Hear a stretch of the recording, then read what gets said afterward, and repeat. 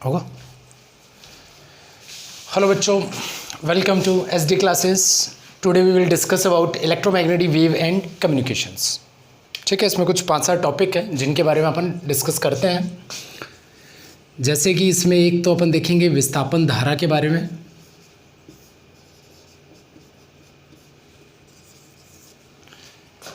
दूसरा अपन देखेंगे मैक्सवेल का एम्पियर परिपथीय नियम। इसके बाद में अपन देखेंगे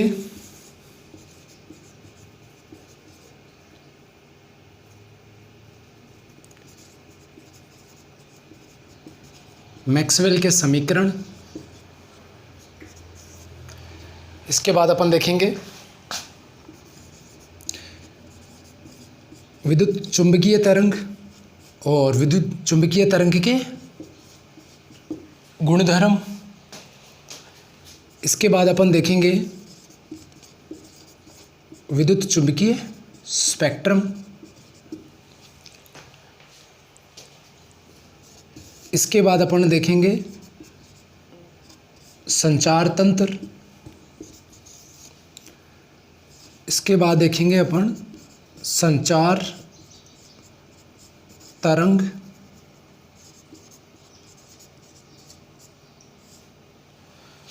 संचरण और इसके घटक। ठीक है, जो 3 घटक है, भू तरंग संचरण, आकाश तरंग संचरण और व्योम तरंग संचरण। ठीक है, इसके बाद में भी कुछ 1-2 टॉपिक हैं, उनके बारे में भी अपन डिस्कस करेंगे।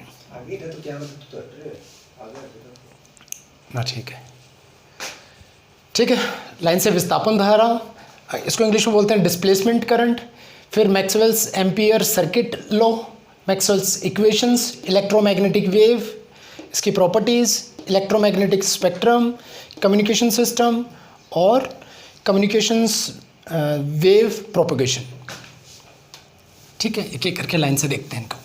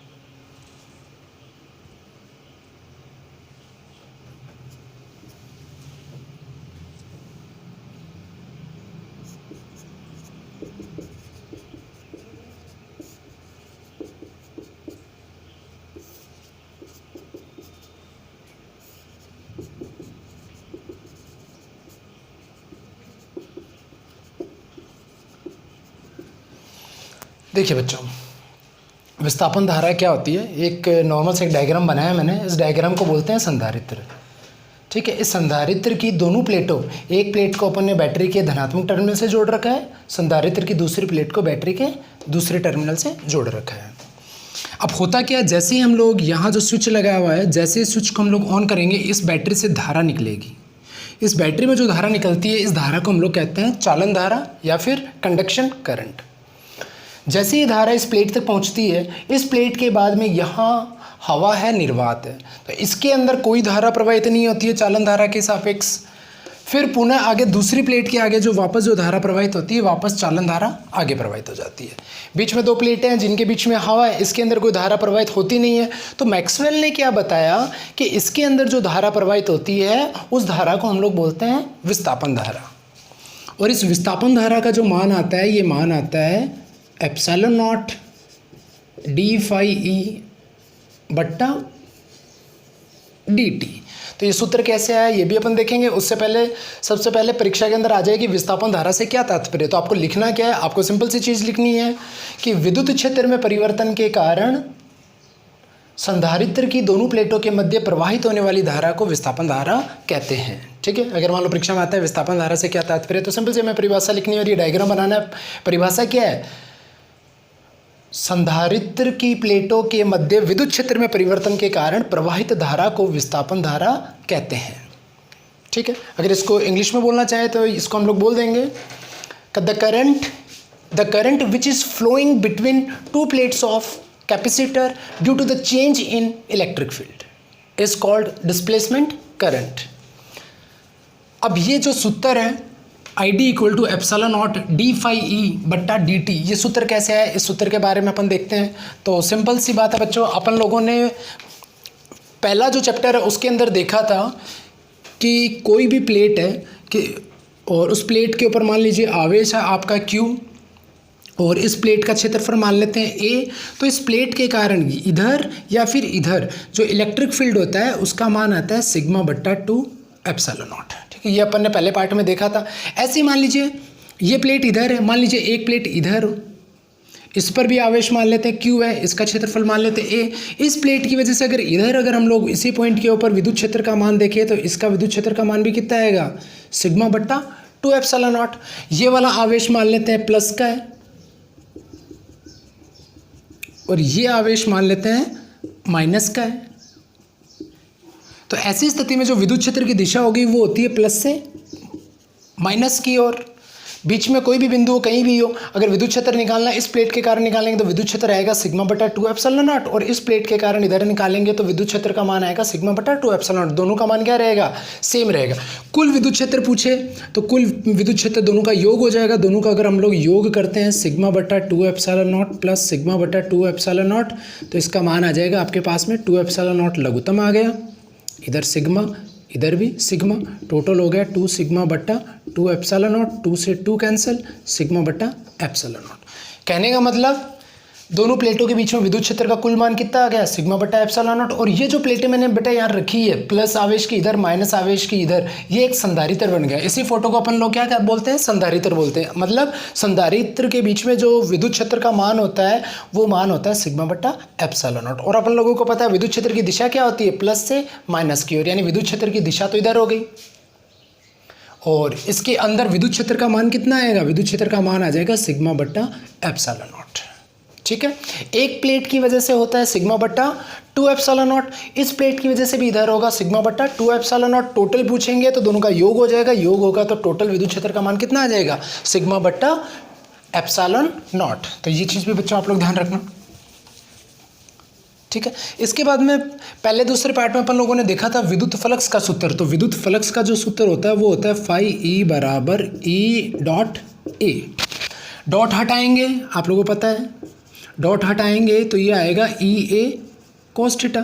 हमें पता है ई और ए दोनों की दिशा समान है तो थीटा का मान 0 और कोस 0 का मान कितना आ जाएगा 1।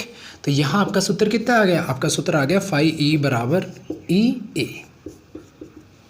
आ गया नहीं आ गया, विद्युत फ्लक्स का सूत्र होता है ई डॉट ए, डॉट हटाएंगे तो ई ए कोस थीटा, दोनों की दिशा पैरेलल है तो थीटा 0 कोस 0 का मान 1, तो फाई ई का मान आएगा ई ए। अब ये जो सूत्र है हम लोग इसके अंदर देख रहे हैं संधारित्र के अंदर। तो आपको पता है संधारित्र के अंदर विद्युत क्षेत्र का मान कितना होता है, संधारित्र के अंदर विद्युत क्षेत्र का मान होता है सिग्मा बट्टा एप्सिलॉन नॉट। ई का मान यहाँ रख देते हैं तो फाई ई का मान आ जाएगा आपके पास में सिग्मा बट्टा एप्सिलॉन नॉट ए। सिग्मा क्या होता है, सिग्मा होता है पृष्ठीय आवेश घनत्व। आप लोग ध्यान रखना कि जो सिग्मा होता है इसको हम लोग क्या बोलते हैं, पृष्ठीय आवेश घनत्व। और इसका सूत्र क्या होता है, सिग्मा बराबर होता है Q बट्टा A। ओके, सिग्मा बराबर होता है Q बट्टा A। तो सिग्मा का मान रखते हैं यहाँ, सिग्मा का यहाँ मान रखेंगे तो ये आएगा अपने पास में Q बट्टा A। सिग्मा की जगह रख दिया Q बट्टा A, बाकी मान क्या है A और बट्टा में क्या है एप्सिलॉन नॉट, A से A कट। फाई E का मान आ गया आपके पास में Q बट्टा एप्सिलॉन नॉट। ऐसा सा सूत्र आपके उसमें भी आता है, गाउस का जो नियम आप लोग सिद्ध करते हो ना, उसी में भी यही प्रक्रिया हम लोग करते हैं, तो ध्यान रखना। तो यहाँ फ्लक्स का मान आ गया Q बट्टा एप्सिलॉन नॉट। अपन को कौन सा सूत्र लेके आना है? अपन को तो विस्थापन धारा का ये वाला सूत्र लेके आना है। तो देखिए हम लोग क्या करते हैं, दोनों तरफ t के सापेक्ष अवकलन कर देते हैं। दोनों तरफ t यानी समय के सापेक्ष अवकलन करने पर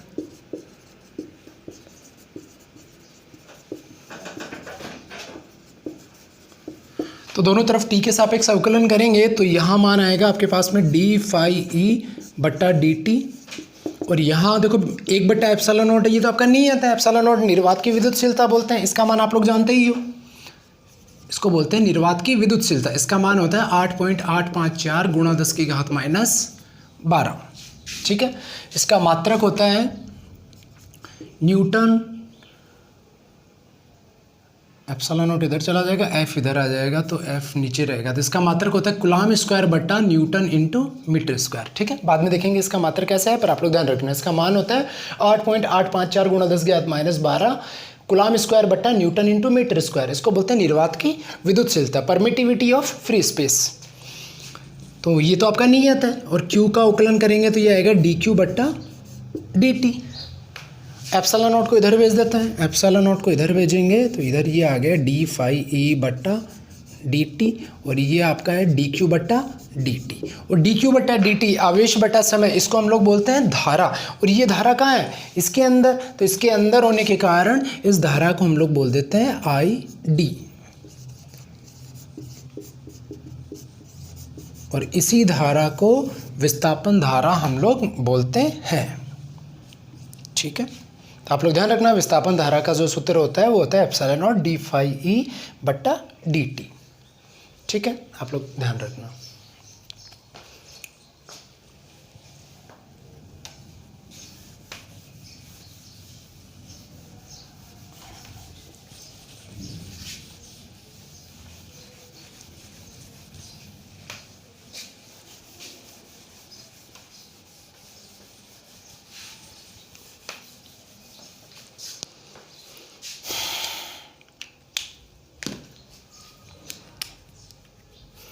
ठीक है, विस्थापन धारा के बाद में अपन देखते हैं अगला जो अपना टॉपिक है वो देखते हैं मैक्सवेल का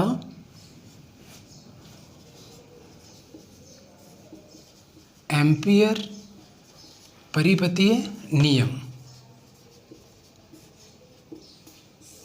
ठीक है, इसका एक सूत्र है, उस सूत्र के आधार पे हम लोग इसका नियम की जो परिभाषा है वो निकाल लेंगे। सिंपल से है, आप लोग ध्यान रखना। ठीक है, ये समाकलन का चिन्ह है। समाकलन के बीच में हम लोगों ने गोल सा एक चिन्ह बनाया है जिसको बोलेंगे बंद पृष्ठ के लिए आता है। बी डॉट डी एल बराबर mu naught I plus I D. आप लोगों को पता है बच्चों कि आई को तो हम लोग बोलेंगे चालन धारा और आईडी को हम लोग बोलेंगे विस्थापन धारा।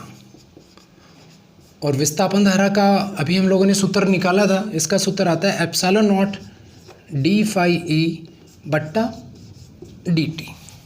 ठीक है, ये आईडी का मान भी हम लोग यहाँ रख सकते हैं। आईडी का अगर मान रखते हैं तो ये मान आएगा बी डॉट डी एल बराबर म्यू नॉट, अंदर गुणा करना चाहें तो कर सकते हैं पर एक बार रहने दीजिए। आईडी का मान आ जाएगा epsilon naught d phi E बट्टा डी टी। म्यू नॉट को भी अंदर गुणा कर दीजिए। बी डॉट डी एल बराबर mu naught I plus mu naught epsilon naught d phi E बट्टा डी टी। अब देखिए, ये तो हो गया इसका सूत्र। अब परीक्षा में आ जाए कि मैक्सवेल के एम्पियर परिपथ नियम से क्या तात्पर्य है या आप क्या समझते हैं। तो आपको एक तो ये सूत्र लिखना पड़ेगा इसका, और इसका एक स्टेटमेंट है, वो स्टेटमेंट लिखना पड़ेगा जो इस सूत्र से ही आ जाएगा। आप लोग ध्यान रखना, बी है आपका चुंबकीय क्षेत्र, बी आपका क्या है चुंबकीय क्षेत्र, आई आपका चालन धारा, आई डी आपका विस्थापन धारा यानी कुल धारा हो गई है। तो देखिए इसका स्टेटमेंट क्या बनेगा, किसी बंद पृष्ठ में, ये आपका बंद पृष्ठ है, तो किसी बंद पृष्ठ में चुंबकीय क्षेत्र का ये जो लंबाई है ये रेखा के अनुदिश है। ठीक है ना, किसी बंद पृष्ठ में चुंबकीय क्षेत्र का रेखीय यानी डीएल ये रेखा को निर्दिष्ट कर रहा है, तो किसी बंद पृष्ठ में चुंबकीय क्षेत्र का रेखीय समाकलन, चुंबकीय क्षेत्र किसी बंद पृष्ठ में चुंबकीय क्षेत्र का रेखीय समाकलन का मान सदैव चालन धारा एवं विस्थापन धारा के योग के म्यू0 गुणनफल के तुल्य होता है। तो सिंपल सा है, इसका स्टेटमेंट है जो इसके सूत्र से निकल गया।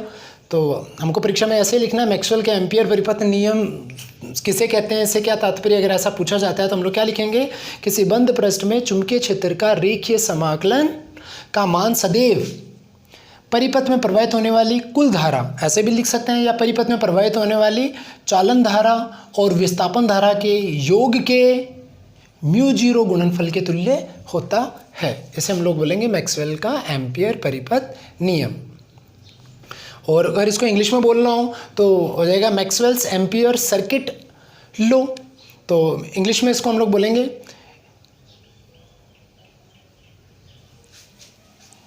ठीक है, रेखा को अंग्रेजी में बोलेंगे लाइन, ठीक है। बी को अंग्रेजी में हम लोग बोलते हैं मैग्नेटिक फील्ड,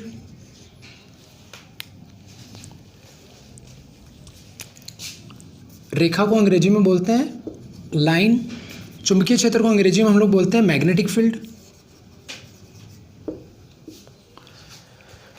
तो इंग्लिश में इसको बोलेंगे it's a line integral, it's a line integral of magnetic field, it's a line integral of magnetic field in closed surface, it's a line integral of magnetic field in closed surface always be equal to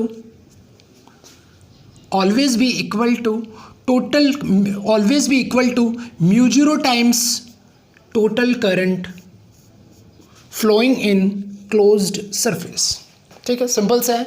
इसके फॉर्मूले से अपन इसकी definition उठा लेंगे। अगर आपको पूछा जाए what does it mean by Maxwell's ampere circuit law, तो इसकी सिंपल सी डेफिनेशन हो जाएगी इट्स ए लाइन, ठीक है, इसको लाइन बोलेंगे डीएल को, it's a line integral of magnetic field in closed surface always be equal to म्यू0 times total current flowing in closed surface. तो इसके सिंपल सा इसकी डेफिनेशन होगी, इसे बोलेंगे मैक्सवेल का एम्पियर परिपथ का नियम। ठीक है, मिटा देता हूँ। छोटे छोटे क्वेश्चंस बन सकते हैं 2-2 मार्क्स के, 2-2 नंबर के, तो आप लोगों को ध्यान रखना है।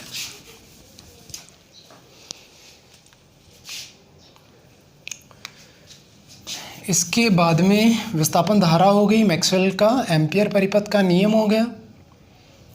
इसके बाद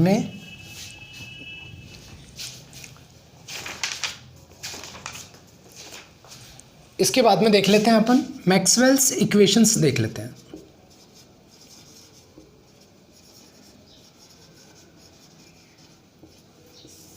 ठीक है, मैक्सवेल्स इक्वेशंस देख लेते हैं, मैक्सवेल की समीकरणें देख लेते हैं। तो 4 तरह की मैक्सवेल की समीकरण है।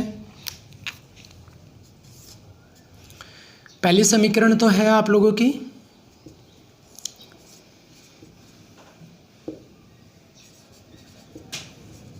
E.dA बराबर Q/ε0।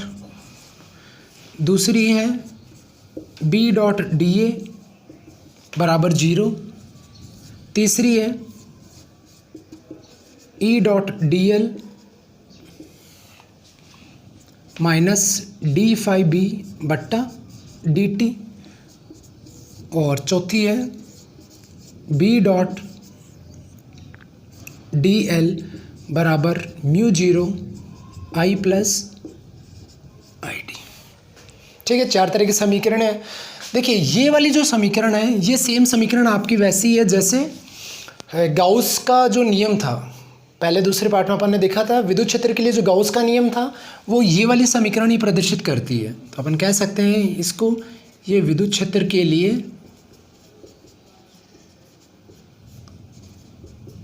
एक तरह से गाउस का नियम है। ये विद्युत क्षेत्र के लिए गाउस के नियम को प्रदर्शित करती है समीकरण। इस समीकरण से क्या तात्पर्य है? ये मैक्सवेल की प्रथम समीकरण है। इस समीकरण से क्या तात्पर्य? इस समीकरण से ये तात्पर्य, ये निष्कर्ष निकलता है समीकरण से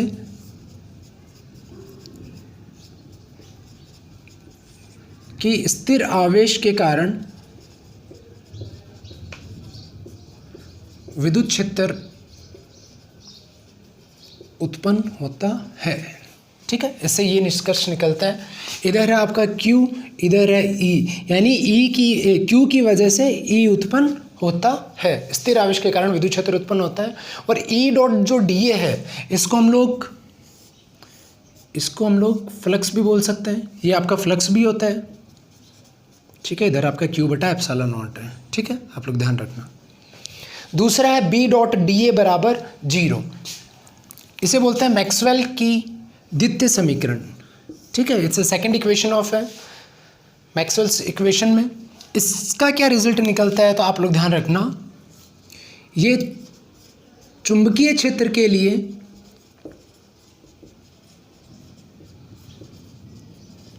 गाउस का नियम है। ठीक है, ये चुंबकीय क्षेत्र के लिए गाउस का नियम है। इससे क्या तात्पर्य है, जो मैक्सवेल की द्वितीय समीकरण है इससे क्या तात्पर्य है तो आप लोग ध्यान रखना, इससे हम लोगों को ये पता चलता है कि चुंबक में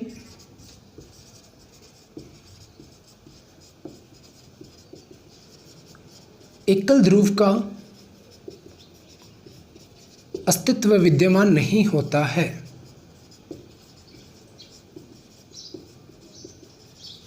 ठीक है, इस समीकरण में बराबर में 0 है, इसीलिए बच्चों मान लीजिए ये कोई चुंबक है जिसमें 2 ध्रुव होते हैं, एक उत्तरी ध्रुव एक दक्षिणी ध्रुव, नॉर्थ पोल और साउथ पोल। यदि इस चुंबक को अगर हम लोग बीच में से कट कर देते हैं, अगर इसको बीच में से अगर हम लोग कट कर देते हैं तो हमें इस प्रकार की फोटो प्राप्त होगी। इधर है नॉर्थ, इधर ये आधा कटा हुआ भाग एस। तो होता क्या है, जब हम लोग चुंबक को बीच में से कट कर देंगे तो ऑटोमेटिकली यहाँ पर इधर एस है तो ऑटोमेटिकली यहाँ नॉर्थ पोल जनरेट हो जाएगा, यहाँ ऑटोमेटिकली साउथ पोल है वो जनरेट हो जाएगा। तो कहने का मतलब है सिंगल पोल का एग्जिस्टेंस पॉसिबल नहीं है, यानी single pole does not exist. इससे हम लोगों को यही पता चलता है, यानी एकल ध्रुव का अस्तित्व संभव नहीं है, दूसरा जो ध्रुव होगा वो ऑटोमेटिकली जनरेट हो जाता है। ऐसा क्यों, एकल पोल का अस्तित्व क्यों नहीं है, क्योंकि यहाँ बराबर में शून्य है, इस वजह से यहाँ ये स्टेटमेंट आता है। ठीक है, तो इसको हम लोग बोलते हैं चुंबकीय क्षेत्र का गाउस का नियम। इससे तात्पर्य क्या, निष्कर्ष क्या निकलता है, तो इससे ये निष्कर्ष निकलता है कि चुंबक में एकल ध्रुव का अस्तित्व विद्यमान नहीं होता। ठीक है, मोनोपोल, एकल को बोलते हैं मोनोपोल डज नॉट एग्जिस्ट। ठीक है, इसका हो गया electric field is produced due to static charge.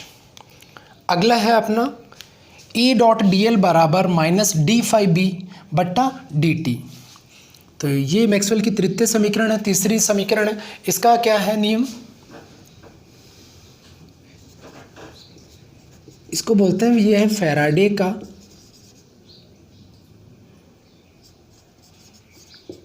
का विद्युत चुंबकीय प्रेरण का नियम। ठीक है, यह है फैराडे का विद्युत चुंबकीय प्रेरण का नियम। देखिए इस समीकरण से क्या होता है, फाई बी, तो देखिए जिस प्रकार से फाई ई आपका क्या होता है, ई डॉट ए होता है, उसी प्रकार से फाई बी आपका क्या होगा, बी डॉट ए।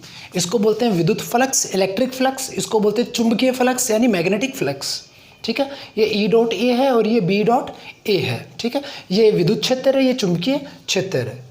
तो यानी d∅ के बट्टा के अंदर अगर हम लोग dt लगा दें तो कहने का मतलब क्या है, चुंबकीय फ्लक्स में परिवर्तन की दर। तो चुंबकीय फ्लक्स में परिवर्तन की दर बोलो या फिर चुंबकीय क्षेत्र में परिवर्तन की दर बोलो, तो कहने का मतलब अगर आप चुंबकीय फ्लक्स के अंदर परिवर्तन करते हो, चुंबकीय फ्लक्स में परिवर्तन करते हो तो उससे क्या उत्पन्न होगा, उससे विद्युत क्षेत्र उत्पन्न होता है।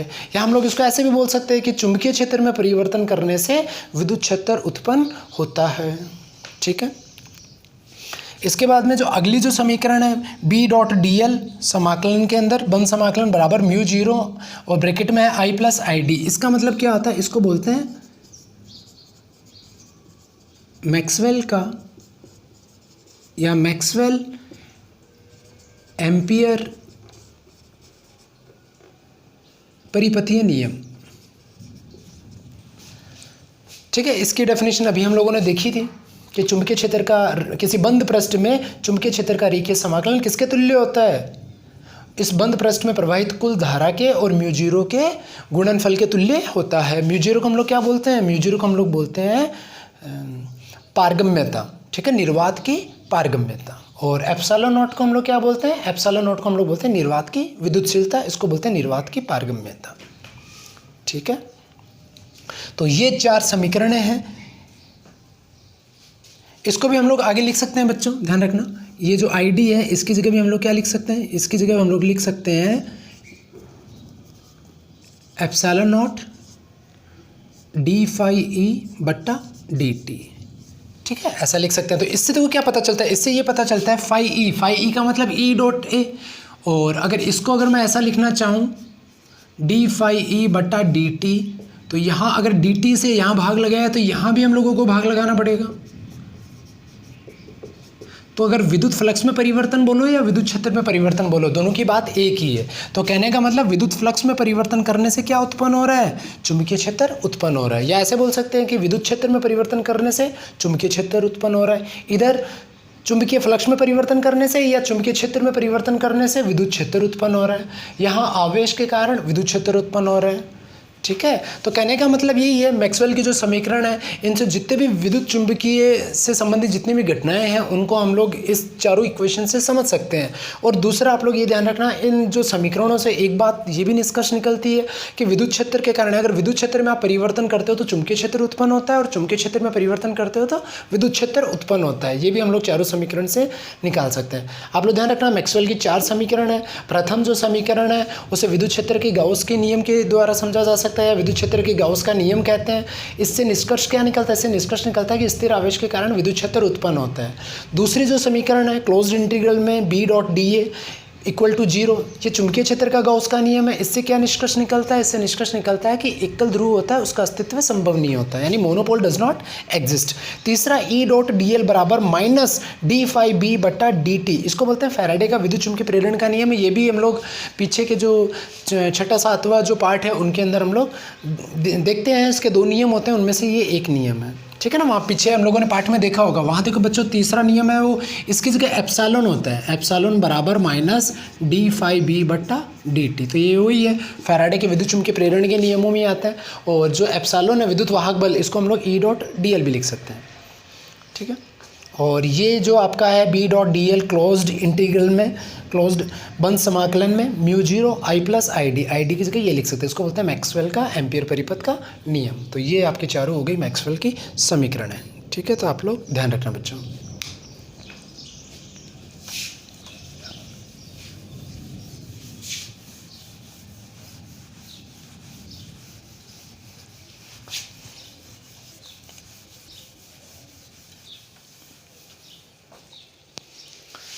इसके बाद में है, ओके, इसके बाद में है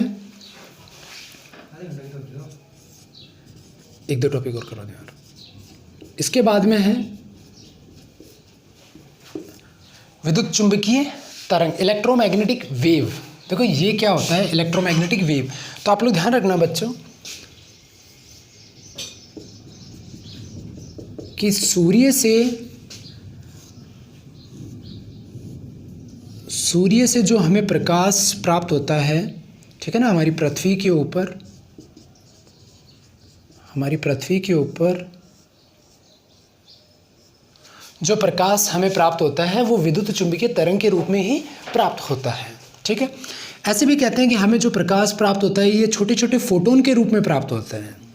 सूर्य से जो प्रकाश हम लोगों को प्राप्त होता है ये छोटे छोटे फोटोन के रूप में प्राप्त होता है। और ये जो फोटोन है ये क्या होते हैं? फोटोन जो हैं ये ऊर्जा के पैकेट्स होते हैं। ठीक है, एनर्जी पैकेट्स होते हैं फोटोन। ये जो फोटोन है, इस फोटोन ये सीधी रेखा में चलते हैं, और ये जो फोटोन है इस फोटोन की जो ऊर्जा होती है, फोटोन की ऊर्जा होती है h न्यू। फोटोन का संवेग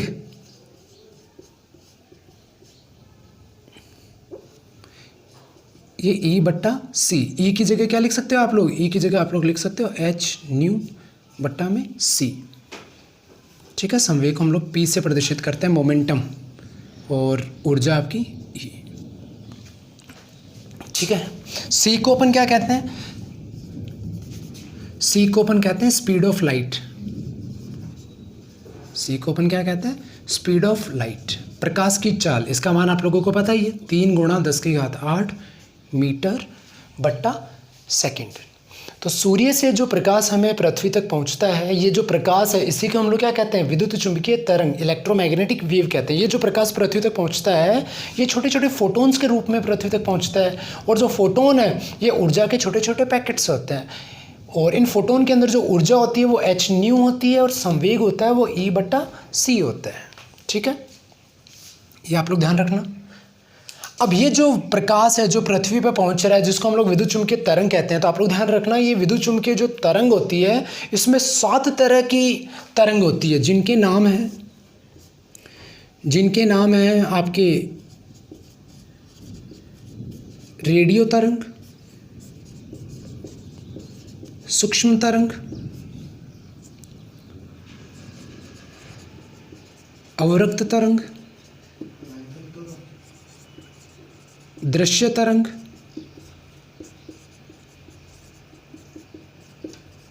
पराबैंगनी तरंग, एक्स तरंग और गामा तरंग। ठीक है, ये 7 तरंग होती है विद्युत चुम्बकीय तरंग में, यानी सूर्य से जो हमें प्रकाश मिलता है इनको अपन विद्युत चुम्बकीय तरंग कहते हैं, और ये विद्युत चुम्बकीय जो तरंग है ये इन 7 तरंगों से मिलकर बनती है। ठीक है, 3 3 6 7, रेडियो तरंग, सूक्ष्म तरंग, अवरक्त तरंग, दृश्य तरंग, पराबैंगनी तरंग, एक्स तरंग और गामा तरंग।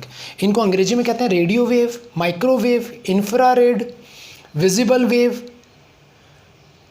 अल्ट्रावायलेट वेव, एक्सरे या गामा वेव या गामा रे।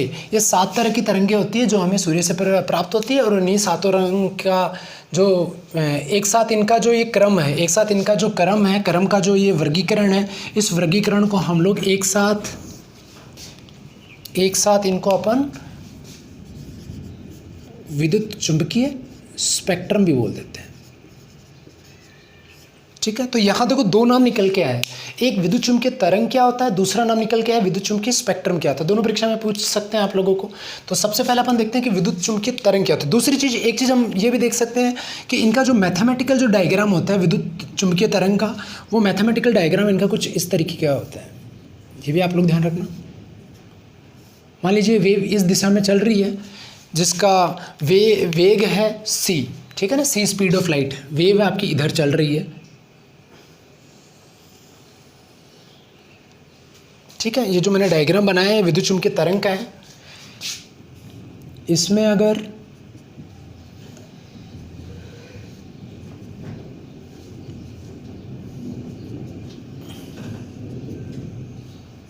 तो अब ध्यान रखना, ये तो है विद्युत क्षेत्र का घटक E, ये तो है आपका विद्युत क्षेत्र का घटक।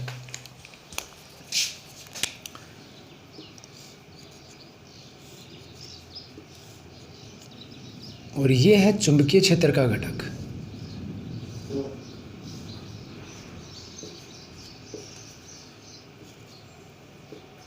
ठीक है, तो ये जो इलेक्ट्रोमैग्नेटिक वेव होती है, विद्युत चुम्बकीय तरंग होती है, इसमें विद्युत क्षेत्र का घटक भी होता है और चुंबकीय क्षेत्र का घटक भी होता है। ठीक है, ये भी हम लोग ध्यान रखेंगे। और विद्युत क्षेत्र, चुंबकीय क्षेत्र और c यानी स्पीड ऑफ लाइट, इनके बीच में जो संबंध होता है, ये संबंध होता है E बराबर c इंटू बी। ठीक है, ये संबंध भी होता है विद्युत क्षेत्र, चुंबकीय क्षेत्र और प्रकाश के वेग में। ये भी आप लोग ध्यान रखोगे। अब प्रश्न उठता है कि विद्युत चुम्बकीय तरंग है क्या, तो आप लोग ध्यान रखना कि विद्युत क्षेत्र और चुंबकीय क्षेत्र, विद्युत क्षेत्र और चुंबकीय क्षेत्र में परस्पर कंपन के कारण उत्पन्न तरंग को विद्युत चुम्बकीय तरंग कहते हैं। आप लोग ध्यान रखना कि विद्युत क्षेत्र और चुंबकीय क्षेत्र में परस्पर कंपन के कारण उत्पन्न तरंग को विद्युत चुम्बकीय तरंग कहते हैं। ठीक है, यानी सूर्य से हमें जो प्रकाश प्राप्त होता है, ये जो प्रकाश है इसका मैथमेटिकल डायग्राम कुछ इस टाइप का है। इस मैथमेटिकल डायग्राम के अंदर विद्युत क्षेत्र का घटक भी होता है इसमें, और चुंबकीय क्षेत्र का घटक भी होता है। तो विद्युत क्षेत्र और चुंबकीय क्षेत्र के घटक के अंदर, इनके अंदर जो कंपन होता है, उस कंपन के कारण इन वाइब्रेशन होता है, वाइब्रेशन के कारण एक तरंग निकलती है, जिस तरंग को हम लोग क्या कहते हैं, विद्युत चुम्बकीय तरंग कहते हैं। ठीक है, यानी विद्युत चुम्बकीय तरंग, इलेक्ट्रोमैग्नेटिक वेव को इंग्लिश में बोल देंगे, it's a result of vibration between electric and magnetic field. ठीक है, it's a result of vibration between electric and magnetic field produces electromagnetic wave. ठीक है, सिंपल से इसकी डेफिनेशन हो गई। दूसरा, विद्युत चुम्बकीय तरंग के अंदर गुण कौन कौन से होते हैं? तो परीक्षा में आपको परीक्षा में पूछा जा सकता है विद्युत चुम्बकीय तरंग के कोई 2 गुणधर्म लिखो, तो मैं आपको इसके कुछ गुण लिखा देता हूँ, उन गुणों का भी आप लोग ध्यान रखना। ठीक है, इसको मिटा देता हूँ। तो कोई एक गुण तो यही हो गया कि विद्युत चुम्बकीय तरंग जो होती है इसके अंदर जो ऊर्जा होती है, ऊर्जा कितनी होती है h। इसके अंदर जो संवेग होता है, मोमेंटम होता है, वो कितना होता है E/c। ई की जगह आप लोग क्या लिख सकते हो h। तो संवेग आ गया P = h/c। तो 2 गुणधर्म तो यही हो गए ऊर्जा और संवेग के। फिर भी इसके और भी गुणधर्म लिख लेते हैं अपन। तो आप लोग ध्यान रखना, विद्युत चुम्बकीय तरंग के गुणधर्म।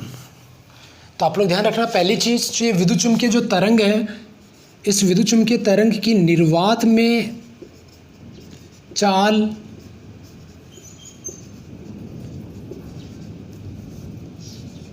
प्रकाश की चाल के तुल्य होती है। और प्रकाश की चाल आप लोग जानते ही हो 3 × 10⁸ मीटर प्रति सेकंड। तो पहला पॉइंट तो ये हो गया कि विद्युत चुम्बकीय तरंग की निर्वात में चाल प्रकाश की चाल के तुल्य होती है। और प्रकाश की चाल कितनी होती है? 3 × 10⁸ मीटर प्रति सेकंड। दूसरा आप लोग ध्यान रखना कि ये जो विद्युत चुम्बकीय जो तरंग है, मान लीजिए सूर्य से विद्युत चुम्बकीय तरंग आ रही है, और ऐसा नहीं है कि हम लोग इधर, मान लो हम लोगों ने चुंबक का एक ध्रुव तो रख दिया, चुंबक का हम लोगों ने इधर उत्तरी ध्रुव और एक इधर चुंबक का ध्रुव रख दिया अपन ने दक्षिणी ध्रुव। तो चुंबकीय ध्रुव रखने से ऐसा नहीं है कि ये प्रकाश जो आ रहा है ये इधर मुड़ जाएगा, ये इधर मुड़ जाएगा। कहने का मतलब है कि ये जो विद्युत चुम्बकीय तरंग है, ये चुंबकीय क्षेत्र हो या विद्युत क्षेत्र हो, इनके कारण ये विक्षेपित नहीं होती, यानी अपनी डायरेक्शन चेंज नहीं करती है। तो आप लोग ध्यान रखना, विद्युत क्षेत्र और चुंबकीय क्षेत्र की उपस्थिति में विद्युत क्षेत्र एवं चुंबकीय क्षेत्र की उपस्थिति में विद्युत चुंबकीय तरंगों का विक्षेपण नहीं होता है। देख देता, ठीक है। तीसरा हो जाएगा विद्युत चुम्बकीय तरंग के गुणधर्म के अंदर, तीसरा हो जाएगा इनका विद्युत चुम्बकीय तरंग के गुणधर्म में एक निर्वात में ध्यान रखना, इनकी चाल प्रकाश की चाल के तुल्य होती है। विद्युत क्षेत्र और चुम्बकीय क्षेत्र की उपस्थिति के अंदर इस विद्युत चुम्बकीय तरंग का विक्षेपण नहीं होता है। इनकी ऊर्जा आपको पता ही है, विद्युत चुम्बकीय तरंग की जो ऊर्जा होती है वो क्या होती है, E = h। और संवेग कितना होता है, संवेग होता है E/c यानी h/c। ठीक है, ऊर्जा और संवेग विद्युत चुम्बकीय तरंगों की ये होती है। इसके बाद में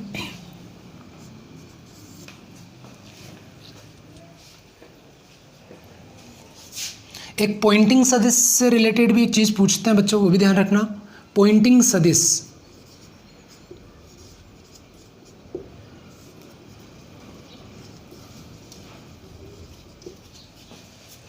पॉइंटिंग सदिश को हम लोग प्रदर्शित करते हैं S से।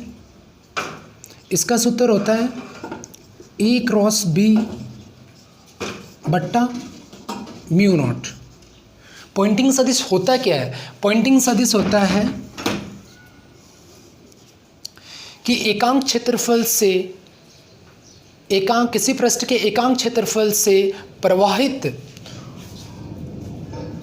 ऊर्जा प्रवाह की दर को पॉइंटिंग सदिश कहते हैं। यानी कोई पृष्ठ है, उस पृष्ठ के एकांक क्षेत्रफल से प्रवाहित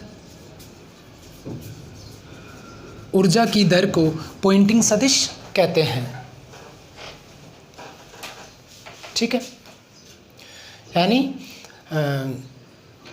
the rate of flow of energy per unit area, the rate of flow of energy per unit area is called pointing vector. इसका फॉर्मूला होता है S = E×B/μ0। अगर इसका परिमाण रूप में लिखें, अगर सदिश का चिन्ह हटाकर लिखें तो ये आ जाएगा आपका EB/μ0। तो ये भी आप लोग ध्यान रखना, आपके RBSC की परीक्षा में ये नहीं पूछते, परंतु किसी कंपटीशन एग्जाम में पूछ लेते हैं। ठीक है ना, कि पॉइंटिंग सदिश क्या होता था। पॉइंटिंग सदिश आप लोग ध्यान रखना, किसी पृष्ठ के एकांक क्षेत्रफल से प्रवाहित ऊर्जा की दर को क्या बोलेंगे, पॉइंटिंग सदिश बोलते हैं। ठीक है, इसके बाद में विद्युत चुम्बकीय तरंग के और गुणधर्म देखना चाहें तो आप लोग ध्यान रखना कि विद्युत चुम्बकीय तरंग के अंदर संवेग होता है और संवेग का मान इतना होता है।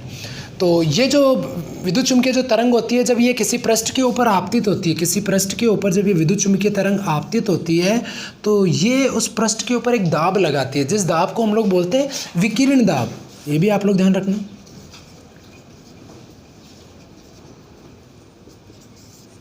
और इस दाब को भी P से दर्शाते हैं।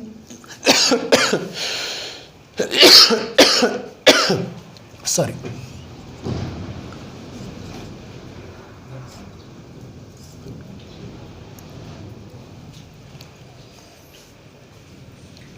ठीक है, ये दाब होता है E/C।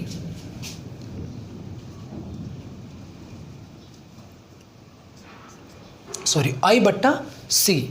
ठीक है, क्योंकि E/C तो फिर संवेग हो जाएगा ना, तो इसको बोलते हैं I/C।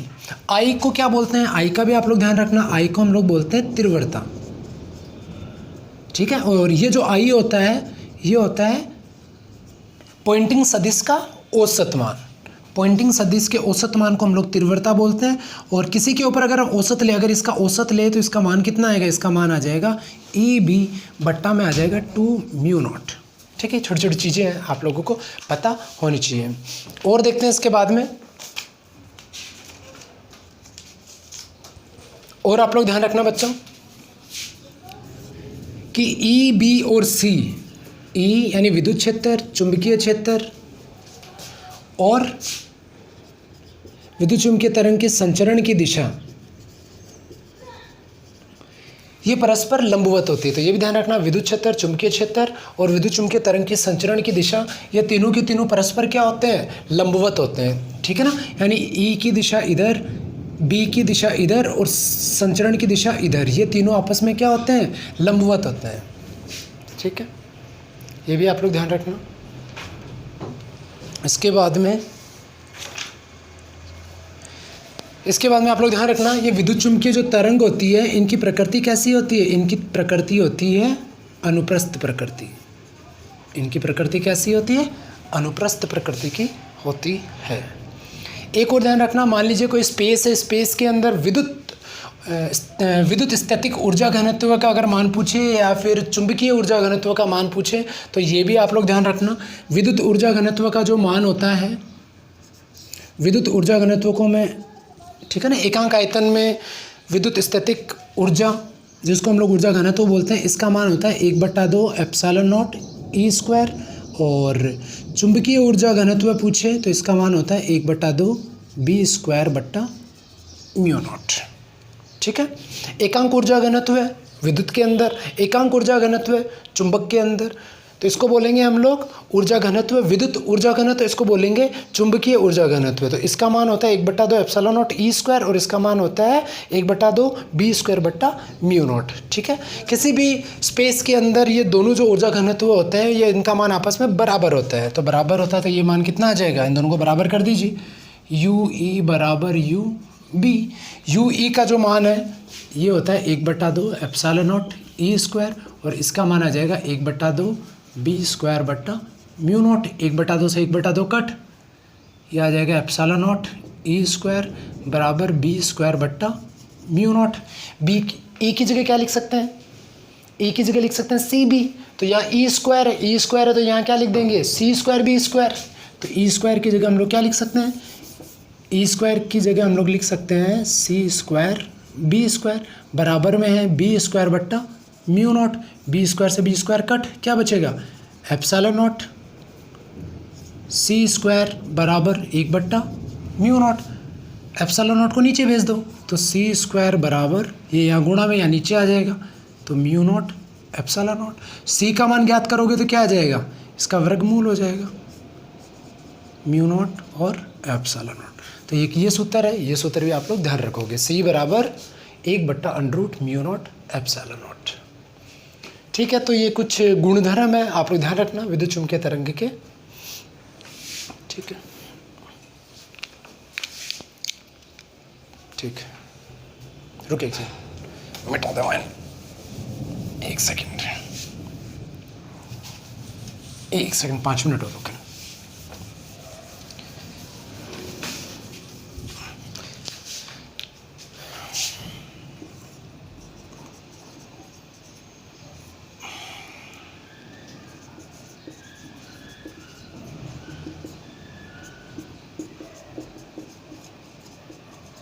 देखिए बच्चों, इन सातों तरंग को अपन एक साथ इनको बोल सकते हैं विद्युत चुंबकीय स्पेक्ट्रम। ये और देख लीजिए, ठीक है। तो ये इसको अपन बोलते हैं it's a systematic arrangement of electromagnetic wave in increasing order of wavelength और फ्रीक्वेंसी। अगर हम लोग ऊपर से नीचे की तरफ चलते हैं तो आप लोग ध्यान रखना, इनकी जो आवृत्ति होती है, फ्रीक्वेंसी होती है, ये बढ़ती है।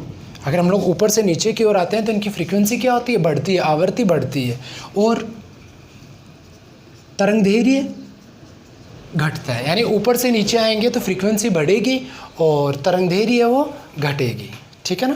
तो ये सिस्टमेटिक अरेंजमेंट हो गया, यानी विद्युत चुम्बकीय तरंग का एक व्यवस्थित क्रम हो गया, बढ़ते हुए या घटते हुए आवृत्ति और तरंगदैर्घ्य। इस वर्गीकरण को हम लोग क्या कहते हैं? विद्युत चुम्बकीय स्पेक्ट्रम कहते हैं।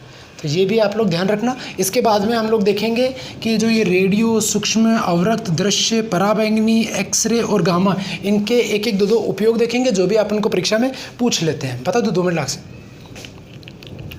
तो आप लोग ध्यान रखना कि जो रेडियो जो तरंग है, रेडियो जो वेव है, इसका उपयोग आप लोग ध्यान रखना टीवी, रेडियो कम्युनिकेशन में, ठीक है। टीवी और रेडियो कम्युनिकेशन के अंदर हम लोग रेडियो तरंग का उपयोग करते हैं, आप लोग ध्यान रखना। दूसरा आता है सूक्ष्म तरंग, माइक्रोवेव। इसका हम लोग उपयोग करते हैं माइक्रोवेव ओवन में, ठीक है ना। ये घरों के अंदर खाद्य पदार्थों को गर्म करने के काम में आता है। तो माइक्रोवेव ओवन, ठीक है, एक तरह की मशीन होती है जो खाद्य पदार्थ को, खाने वाली चीज़ों को गर्म करता है। इसमें कौन सी वेव उपयोग में आती है? इसमें सूक्ष्म तरंग या माइक्रोवेव उपयोग में आती है। इसके बाद में अगला है, एक चीज़ और ध्यान रखना, इसको हम लोग रडार में भी इसका इस्तेमाल करते हैं, ठीक है। नेविगेशन के अंदर भी इसका इस्तेमाल करते हैं। फिर अवरक्त तरंग, अवरक्त तरंग का हम लोग इस्तेमाल कहाँ करते हैं? एक तो क्या करता है कि ये अपने चारों तरफ का जो वातावरण है, उस वातावरण को गर्म रखने में इसका काम उपयोग लेते हैं अवरक्त तरंग का। एक इसका उपयोग रिमोट कंट्रोल में काम में लेते हैं, ठीक है। टीवी का जो रिमोट कंट्रोल होता है, ठीक है ना, टीवी हुआ या आपकी डीवीडी प्लेयर हुआ, उनका जो रिमोट कंट्रोल होता है, चैनल बदलने वाला होता है या टीवी को ऑन ऑफ करने वाला होता है, उसमें भी हम लोग अवरक्त तरंग का उपयोग करते हैं। और ये परीक्षा में पूछा भी गया है, ठीक है ना। रिमोट कंट्रोल के अंदर कौन सी वेव काम आती है? तो ध्यान रखना अवरक्त तरंग का उपयोग किया जाता है। दृश्य तरंग जो है, इसका जो उपयोग है ये दृश्य प्रकाश में किया जाता है, ठीक है, चीज़ों को देखने के अंदर। सिंपल सा दृश्य तरंग का आप लोग ध्यान रखना बच्चों। इसकी 2 चीज़ें पूछ लेते हैं, इसकी आपको पूछी जा सकती है कि दृश्य प्रकाश की आवृत्ति कितनी होती है और दृश्य प्रकाश की तरंगदैर्घ्य कितनी होती है, यानी इसकी फ्रीक्वेंसी क्या होती है और इसकी वेवलेंथ क्या होती है। तो आप लोग ध्यान रखना, इसकी जो आवृत्ति होती है ये तो होती है 3.8 × 10⁻14 हर्ट्ज से 7.8 × 10⁻14 हर्ट्ज तक, ठीक है। ये तो इसकी आवृत्ति। और इसकी तरंगदैर्घ्य भी ध्यान रखना 380 नैनोमीटर से 780 नैनोमीटर तक, ठीक है। ये परीक्षा में पूछा जा सकता है, बाकियों का तो नहीं पूछेगा, इसका पूछ सकते हैं वो लोग। फिर पराबैंगनी का आप लोग ध्यान रखना। पराबैंगनी का जो उपयोग है, एक तो इसका उपयोग हो गया, ये ओजोन जो परत है उसके अंदर जो क्षय हो रहा है, उस क्षय से या उसके क्षरण से सुरक्षा प्रदान करती है।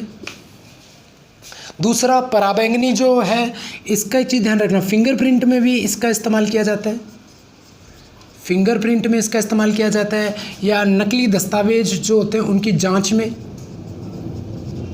नकली दस्तावेज होते हैं उनकी जांच करने के अंदर भी हम लोग पराबैंगनी तरंग का उपयोग करते हैं। एक ध्यान रखना, इसका उपयोग जल शोधन, जीवाणुओं को नष्ट करने में, ठीक है ना, यानी कोई टैंक उसके अंदर बैक्टीरिया आ गए, उनको नष्ट करने में भी हम लोग पराबैंगनी तरंग का इस्तेमाल करते हैं। एक चीज़ ध्यान रखना, जैसे सब्जी बेचने वाले जो होते हैं वो भी पराबैंगनी तरंग का छिड़काव करते हैं, जिससे सब्जियों के ऊपर कोई बैक्टीरिया लगे हो वो भी नष्ट हो जाते हैं, ठीक है। तो आप तो ये ध्यान रखिए, जल शोधन, जीवाणुओं को नष्ट करने में। उसके बाद में एक्स तरंग है। एक्स तरंग का एक तो हो गया, मान लीजिए कोई क्षतिग्रस्त हड्डी है, अगर शरीर के अंदर अगर टूटी हुई है तो उसकी जाँच करनी होती है, तो एक्स तरंग का हम लोग इस्तेमाल करते हैं। एक एक्स तरंग का जो हम लोग इस्तेमाल है वो कैंसर के उपचार में भी इसका इस्तेमाल करते हैं। आप लोग ध्यान रखना, कैंसर होता क्या है, हमारे बॉडी के अंदर जो सेल्स होते हैं वो अनकंट्रोल्ड अगर उनमें वृद्धि हो जाती है, किसी भी कोशिका के अंदर अनियंत्रित रूप से वृद्धि हो जाती है, उसी को हम लोग क्या कहते हैं कि शरीर के अंदर कैंसर हो गया। उस कैंसर की रोकथाम के लिए, उसके उपचार के लिए क्या किया जाता है, एक्स रेज होती है, वो जो अनियंत्रित जो वृद्धि वाली जो कोशिकाएँ होती हैं उनके ऊपर एक्सरे डाली जाती है। एक्सरे डालने के कारण धीरे धीरे वो जो कोशिकाएँ हैं वो कोशिकाएँ नष्ट हो जाती है। तो कैंसर के उपचार में हम लोग एक्स तरंग का इस्तेमाल करते हैं।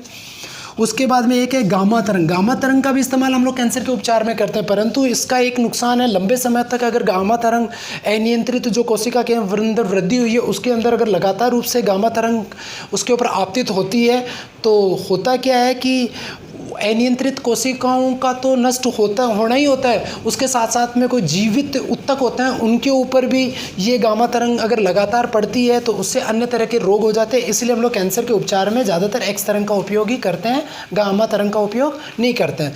गामा तरंग का उपयोग हम लोग ठीक है कैंसर के उपचार में करते हैं पर थोड़े समय के लिए करते हैं, लंबे समय के लिए नहीं करते। एक गामा तरंग का हम लोग इस्तेमाल करते हैं, नाभिक हो या फिर परमाणु हो, ठीक है, इनकी स्टडी के अंदर, ठीक है, यानी नाभिक और परमाणु के अध्ययन में हम लोग गामा तरंग का उपयोग करते हैं। तो इन तरंगों के आप लोग उपयोग भी ध्यान रखना। इसके साथ साथ में जो दृश्य तरंग है इसकी आवर्ती और तरंगदैर्घ्य का जो मान है ये भी ध्यान रखना। ठीक है, फिलहाल के लिए थैंक यू।